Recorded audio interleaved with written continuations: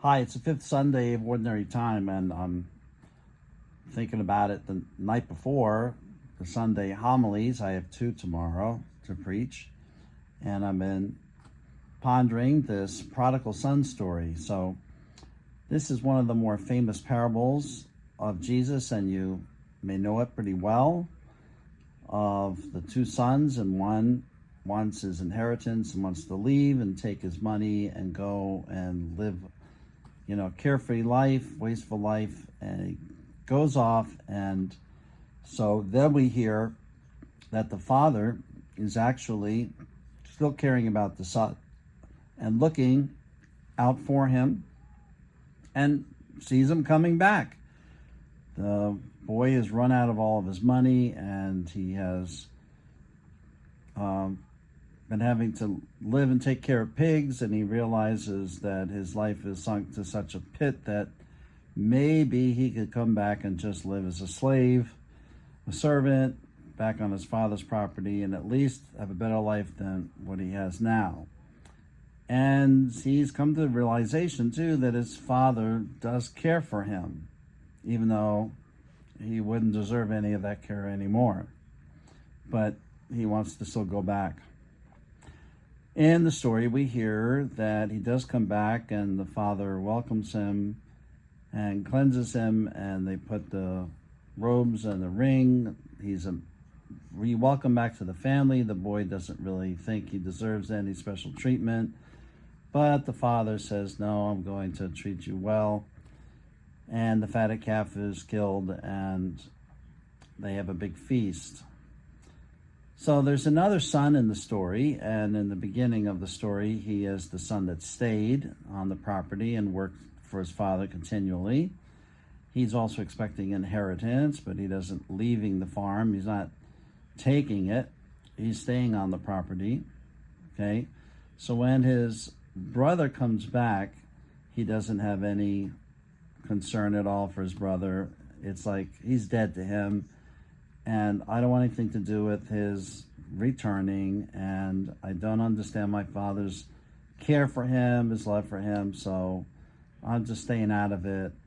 And he just stays apart. So the father has to come out and talk to his other son and say, "Hey, your brother has come back, and let's celebrate that he's come back literally from the dead, and let's love him."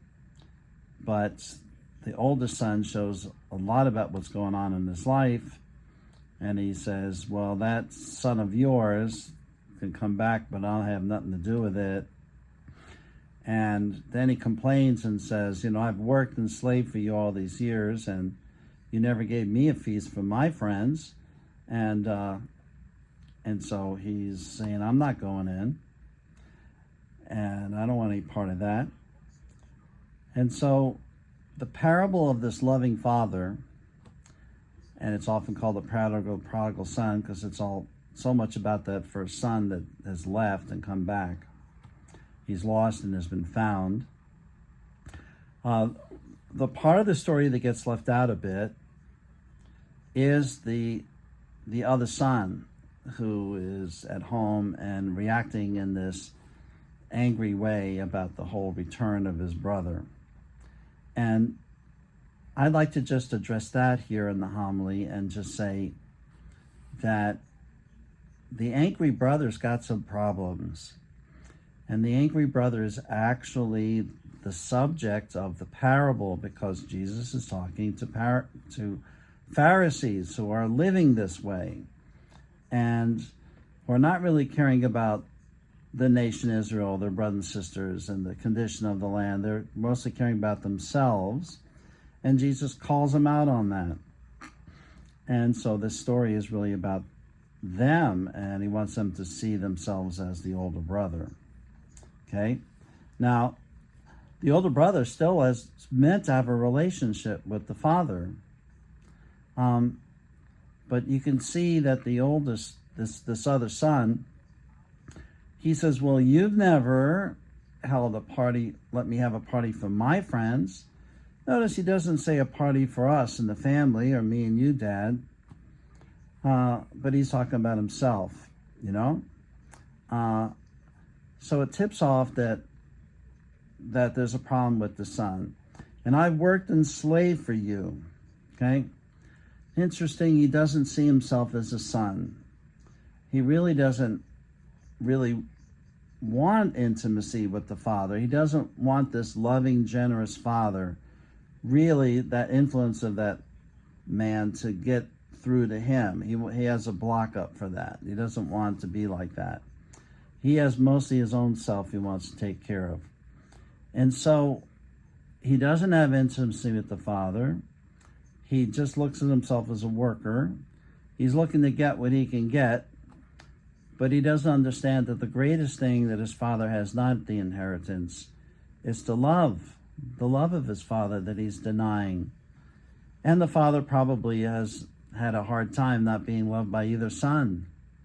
And so Jesus, is talking about people in the world that some of them reject him and run off and just live wild. But other people just kind of live shut down lives, and they really are not open to God, although they think they're okay. But they do have their own problems, and they need to come home and come in. So the father is asking him to come into the house at the end of the parable, and he doesn't want to go in to the house, this other brother. And you see, the love of the father for the first son that came back is also always been there for that other son, and he still won't come in. And he's actually jealous and envious about the other brother getting treated so well. Jesus once in another parable said to the workers that were in the vineyard working from the morning on and getting a just pay, and then the guy that works just for the last hour getting the same pay, Jesus says, are you envious because I'm generous?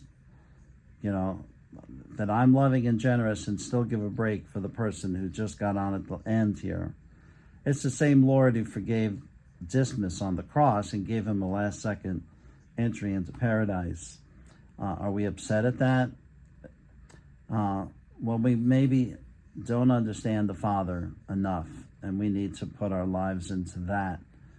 Who is the Father that loves us?